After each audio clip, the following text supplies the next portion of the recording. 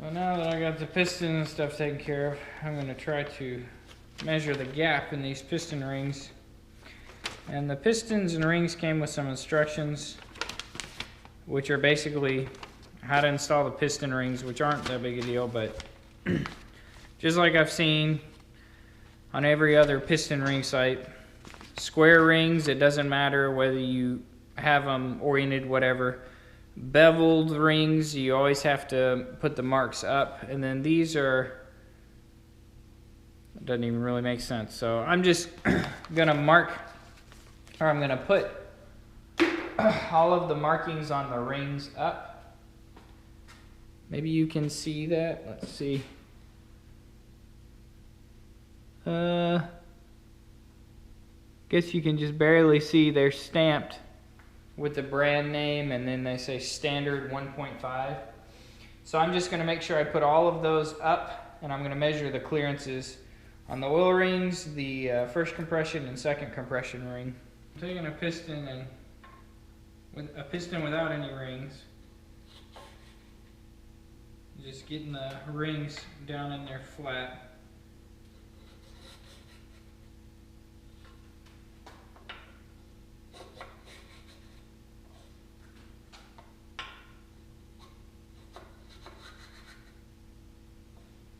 Okay.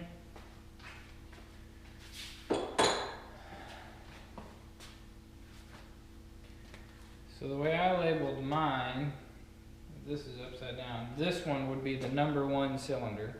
So 1, 2, 3, 4, 5, 6, 7, 8. It might not be how the factory service manual did it, but whenever it was upside down with the pistons on the crankshaft, I just started at the front and numbered them 1 through 8. And it wound up being in that order. So that's how I'm going to record my piston ring gaps. And then I'm going to make sure that I put the piston as I measure it on that piston so that I know that all my ring gaps are good, because cylinders vary just a tiny little bit. So I need to have between 0.37 and 0.68 millimeters of clearance. So let me get that feeler gauge and we'll see where we're at.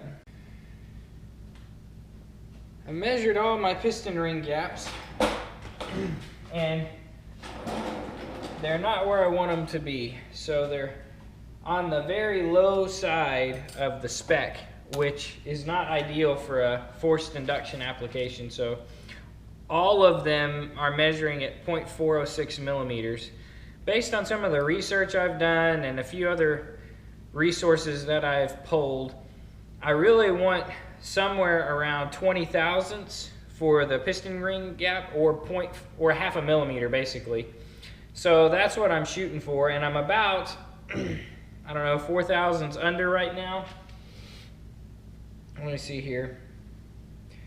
I don't use the, believe it or not, the American scale very often. Because of where I work, we do everything in metric, so, and all through school we did everything in metric also, so I'm more comfortable with that scale.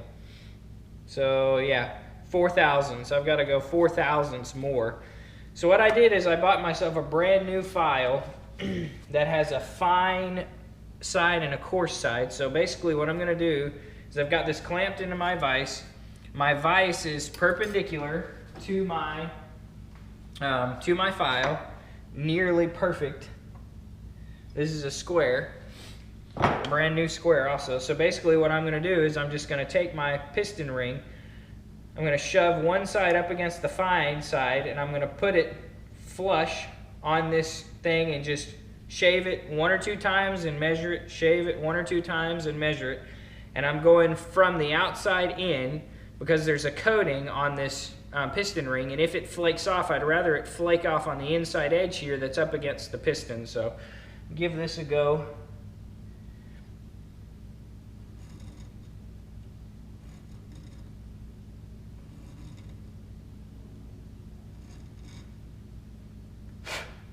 So that's barely even taking the coating off.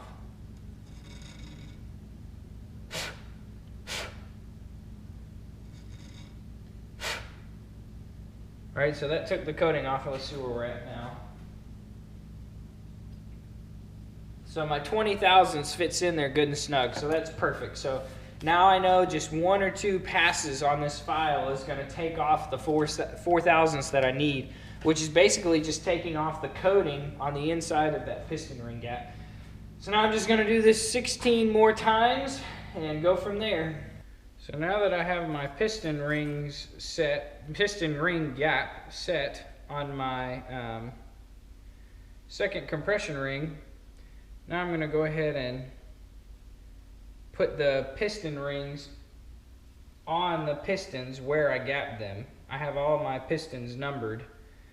That way I can make sure they're matching the cylinder that I actually gapped them in, and they don't get confused. I think I'm managing to get the hang of this now. This is honestly my first time ever installing piston rings.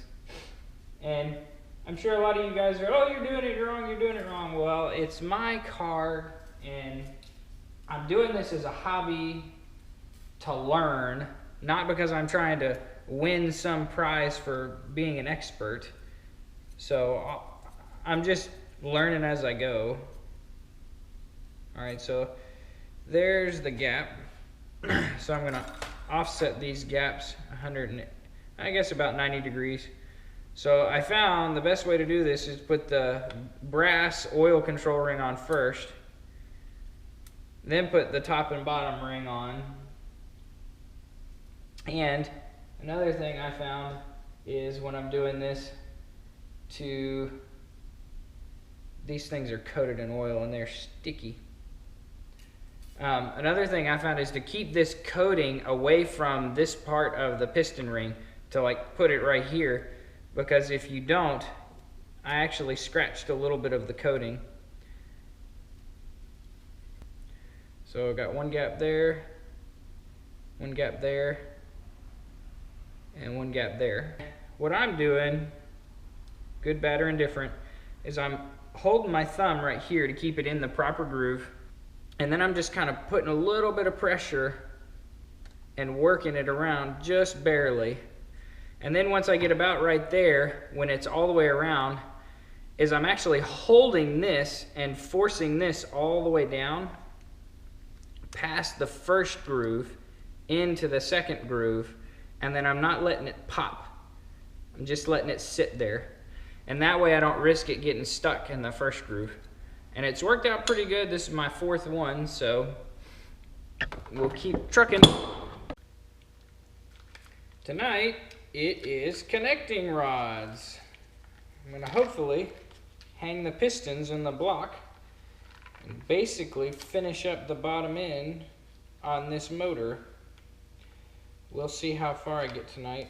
I need to check my clearances, and then I need to put the pistons in, which I have never done before. This will be a first for yours truly. First thing I'm going to do is check my oil clearances. And these bearings actually don't have locating tangs on them. They're not required, but the kind of glad the main bearings actually had locating tangs. These don't. And I know they're not required, but it just makes it easier to get them in the right spot. Because if there's no locating tangs, you just kind of have to gauge it, eyeball it.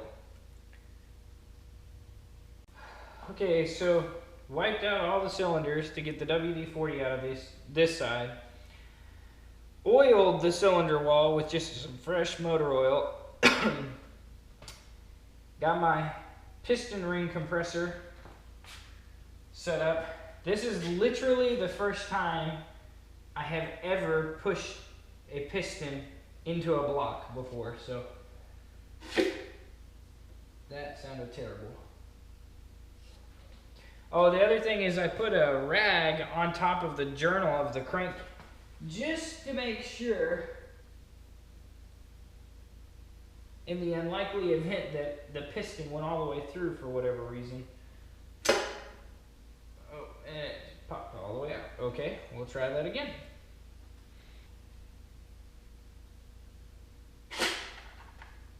Whew. It worked. Well, that worked like a champ. It was my first time. It was magical. Here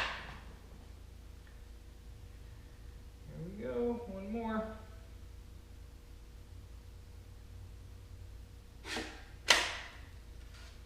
Oh, that's so nerve-wracking. Heard so many stories about people breaking compression rings, not doing this right.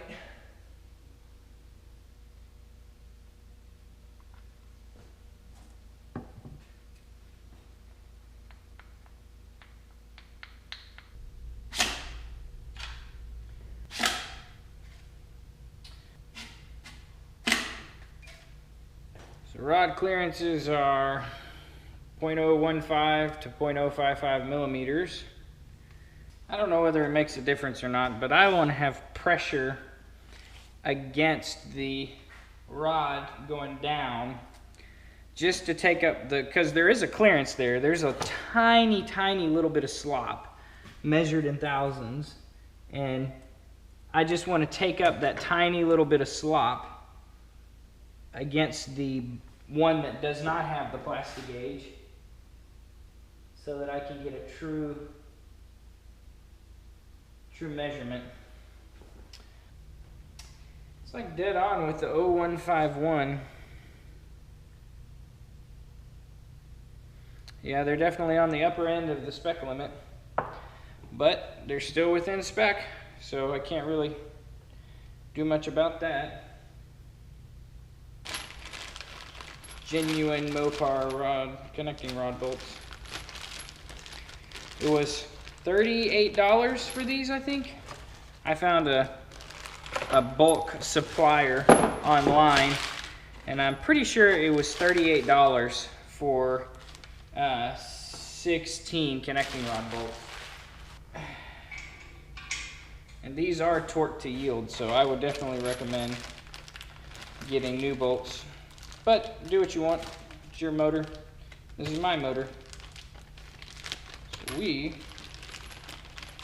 are going to use brand new ones. Official Mopar ones at that. I don't know if I need to lubricate these or not, so I'm actually going to go look that up and then come back. So I just double checked the factory service manual one more time, and apparently you're supposed to torque them to 20 foot-pounds plus 90 degrees. And when you're checking the oil clearances, you're supposed to lubricate the top half of the bearing and not the bottom half, and then check your oil clearance. So I have a pretty good feeling that if I had lubricated the top half of the cap and then left the bottom half dry, I would be closer to the middle range of that spec limit. So that's what I'm going to do on the next one. There's no sense in doing this one. I've already put assembly lube on it and everything. So, oh, and there's no lubrication mentioned on the threads, so I'm not lubricating these.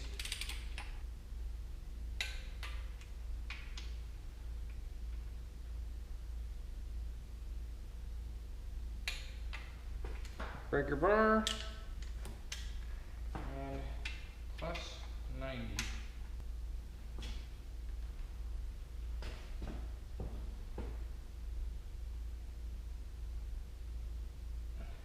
Okay.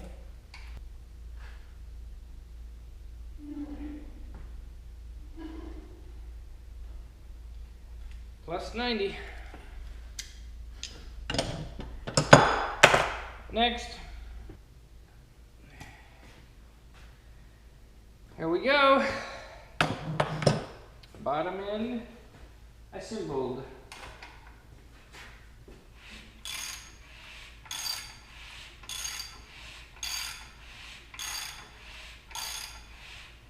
Everything spins really, really nice.